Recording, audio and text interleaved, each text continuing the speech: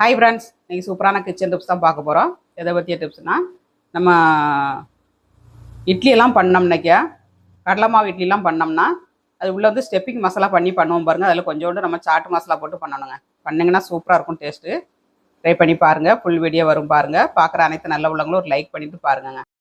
3 உருளைக்கிழங்கு வேக வச்சு எடுத்துருக்கேன். இதை மசிச்சு போட்டுக்கலாம். வெங்காயம், ஜீரகம், கடுகு போட்டு தாளித்து, நம்ம கருவேப்பிலை தலையும் போட்டு தாளிச்சிருக்காங்க. தாளிச்சிட்டு அதில் உருளைக்கிழங்கு போட்டு நல்லா மிக்ஸ் பண்ணிடணும்.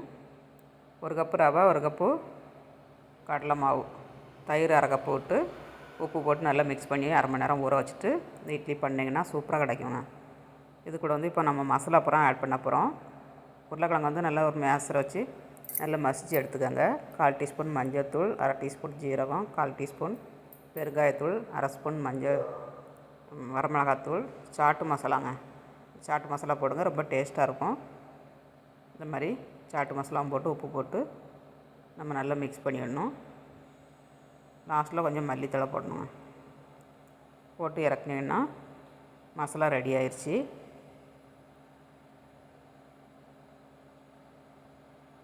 இப்போ நம்ம அதை சின்ன சின்ன உருண்டையாக உருட்டி எடுத்துக்கணுங்க.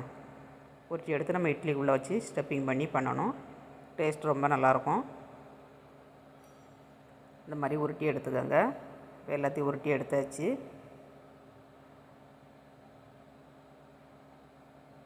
இப்போ மாவும் நல்லா ஊறிடுச்சுங்க. ஒரு 1/2 ஸ்பூன் பேக்கிங் சோடா போட்டுக்கோங்க.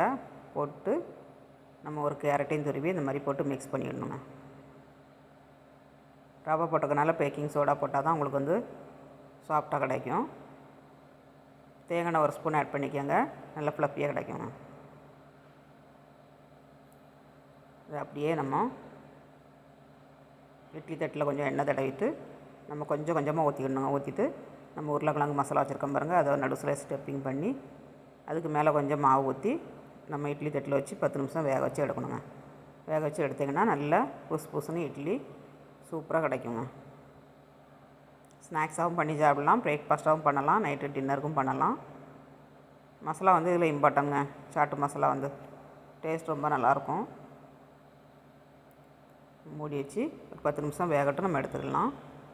ஸ்டிக் வச்சு குத்தி பார்த்திங்கன்னா ஒட்டாமல் வந்துச்சுன்னா நம்ம உடனே எடுத்துடலாங்க. 10 நிமிஷம் ஆற வச்சு நம்ம அப்புறமாட்டு நம்ம எடுக்கணும். இது சூப்பராகிட்டு ரெடி ஆயிடுச்சுங்க. வீடியோ பிடிச்சிருந்தால் லைக் பண்ணுங்கள். நாளைக்கு இன்னொரு டிப்ஸோடு பார்க்கலாம். பாய்.